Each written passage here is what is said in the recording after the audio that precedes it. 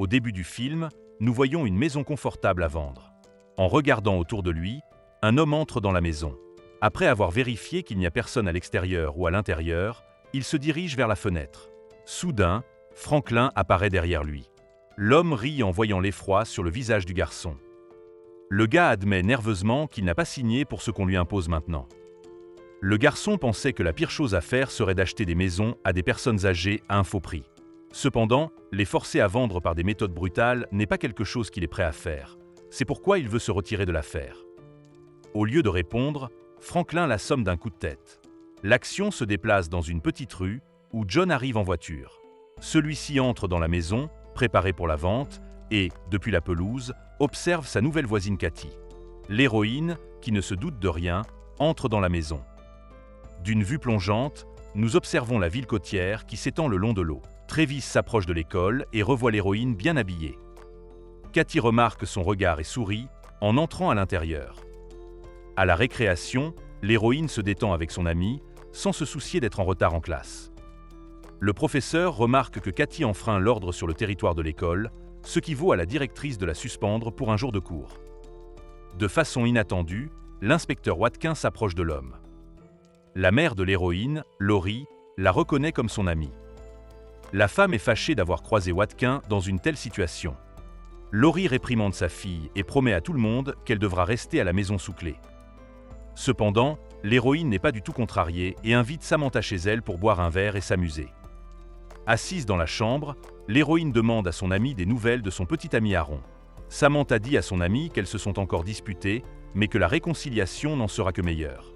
Après avoir accompagné Samantha, l'héroïne remarque qu'une lumière est allumée dans la maison d'en face. Cathy aperçoit un type qui s'entraîne à la fenêtre et décide de l'observer. John sent quelque chose et se retourne, mais l'héroïne parvient à s'échapper en restant inaperçue. Le lendemain matin, Laurie réprimande à nouveau sa fille, lui rappelant que les mauvaises notes peuvent l'empêcher d'entrer au collège. La femme suggère à Cathy de réfléchir à ce que dirait son père s'il voyait tout cela. Debout dans sa chambre, l'héroïne observe à nouveau le beau voisin. Travis remarque son regard et commence à marcher vers la maison de la fille. Cathy descend et décide de regarder par la fenêtre. Le gars lui fait un peu peur, puis lui sourit. John fait connaissance avec l'héroïne, admirant sa beauté. Cathy invite le type à l'intérieur et apprend qu'il était le petit-fils de l'ancienne propriétaire de la maison d'en face. John lui explique qu'il a décidé de chercher à vendre la maison pour payer ses frais de collège. Le type embrasse Cathy, mais s'en va en disant qu'il a encore beaucoup de travail à faire. Avant de partir, John vole le double des clés. Alors qu'un gars est occupé à installer une nouvelle clôture, un voisin se précipite vers lui. L'homme exige que Jean enlève les déchets du chemin, car c'est nécessaire pour maintenir l'ordre. Le gars est plutôt antipathique avec le voisin et le menace avec un marteau. La nuit, Jean utilise les clés volées pour s'introduire dans la maison. Cependant, le type entend des bruits de pas et se cache derrière le mur. Laurie entre dans la cuisine, boit un jus de fruits et remarque que la porte est restée ouverte pour une raison quelconque. Lorsque la femme s'en va, John se ferait un chemin jusqu'à l'extérieur. Le lendemain matin, Cathy est nerveuse car elle ne trouve pas ses clés. John observe le départ de l'héroïne et de sa mère à travers la clôture. L'homme s'approche de l'école en voiture et voit Cathy entrer à l'intérieur. John rentre ensuite chez lui et se ferait un chemin dans la propriété, puis dans la maison des beaux voisins. À l'intérieur, le type installe des caméras, après quoi il s'en va. Pendant ce temps, à l'école, le professeur remarque le téléphone de Cathy et exige de le lui rendre. En colère, l'héroïne le jette directement sur le professeur. Laurie est à nouveau convoquée à l'école. Cette fois, le directeur est encore plus sévère, car il s'agit de la 3e infraction. Les mots indiquant que l'héroïne était auparavant une élève modèle n'aidant pas, l'homme décide de forcer Cathy à rester à la maison pendant un mois. Le directeur de l'école promet que la scolarité se poursuivra sous forme de cours en ligne. L'inspecteur Watkin convainc Laurie qu'il s'agit de la meilleure option. Plus tard, la femme met un bracelet à Cathy et lui explique comment il fonctionne. L'inspecteur Watkin dit qu'elle a fait des choses bien pires quand elle avait l'âge de l'héroïne et qu'elle ne la juge donc pas. Cependant, si Cathy tente de s'échapper, d'enlever ou de briser le bracelet, elle le saura et agira conformément à la loi. L'inspecteur Watkin parle à Laurie et la convainc que l'héroïne est une bonne personne qui a commis une erreur. De plus, après avoir appris que le père de Cathy est parti depuis environ 1 an, la femme propose de les aider. Le lendemain, John remarque que l'héroïne n'est pas allée à l'école. Le petit ami rend visite à Cathy et rit lorsqu'il découvre pourquoi la fille portait un bracelet. John dit qu'il a fait de mauvaises choses, dont l'apprentissage fera mal dormir l'héroïne la nuit. Cathy se souvient que lors de leur première rencontre, le gars a dit qu'elle ressemblait beaucoup à une fille, et demande qui était la fille en question. John répond vaguement qu'il s'agissait de quelqu'un qu'il n'oubliera jamais. À la maison, le type découpe les photos en petits morceaux et regarde Cathy dormir depuis son téléphone. Le lendemain, à la maison, l'héroïne essaie désespérément de faire quelque chose pour s'occuper. Cathy regarde des vidéos, feuillette des images et étudie les leçons de l'école. Bientôt, on sonne à la porte. L'héroïne ouvre la porte et se voit présenter sa nouvelle professeure particulière, Mademoiselle Esther. La femme insulte Cathy parce qu'elle est constamment distraite.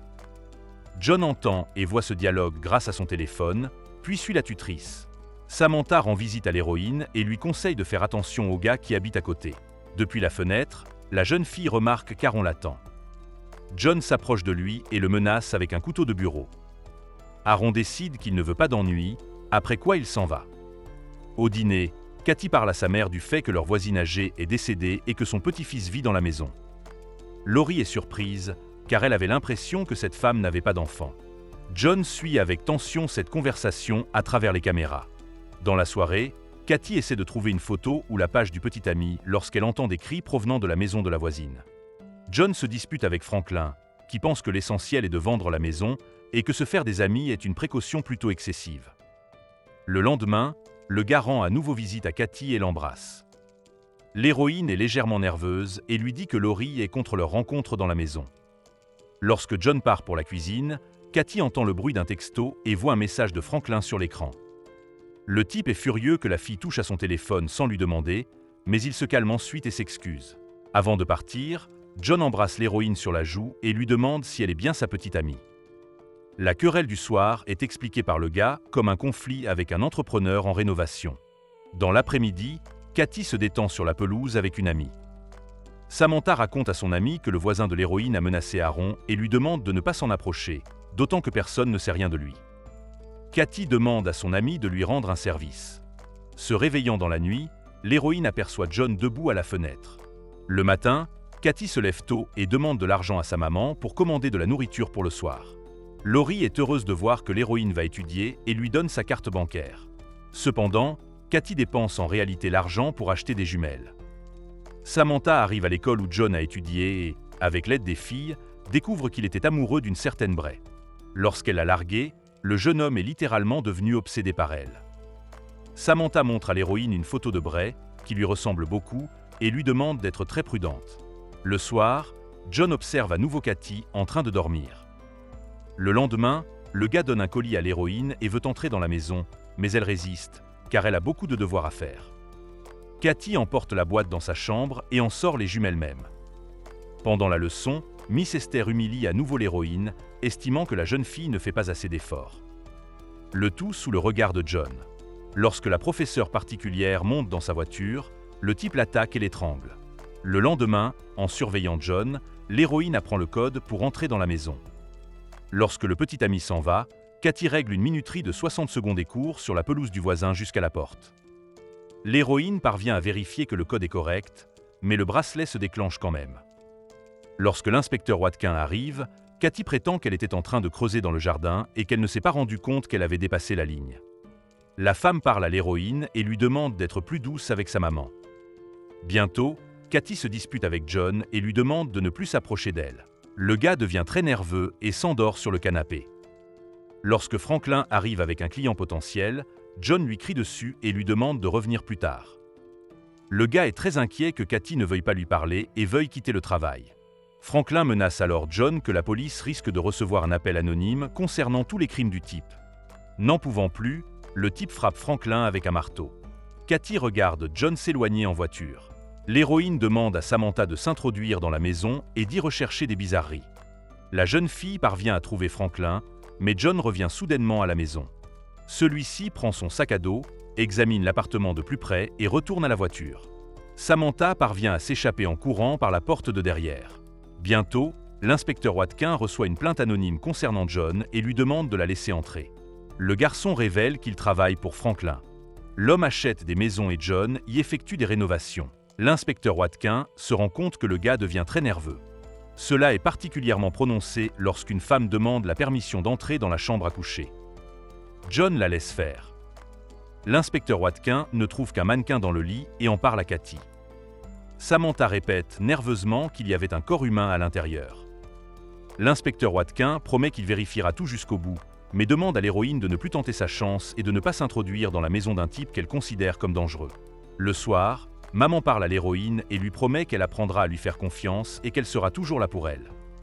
Le soir, Cathy entend un appel téléphonique et voit qu'il s'agit de sa mère. En décrochant le téléphone, l'héroïne entend la voix de John, qui exige que la jeune fille soit à l'école dans 10 minutes. En arrivant, elle voit que le type a ligoté sa mère. Cathy attire le type dans un autre bureau pour que la police, convoquée par le bracelet, puisse arriver à temps. John s'échappe mais promet qu'ils se reverront. L'inspecteur Watkin félicite Cathy d'avoir fait preuve de courage et espère que la jeune fille reprendra le chemin des bonnes filles. L'héroïne le promet à l'inspecteur, estimant qu'elle a eu assez d'aventures et de dangers. C'est la fin du film. Merci à tous d'avoir regardé ce film jusqu'au bout. Donne un like à cette vidéo. Écris dans les commentaires ce que tu penses de ce film et à bientôt dans de nouvelles vidéos.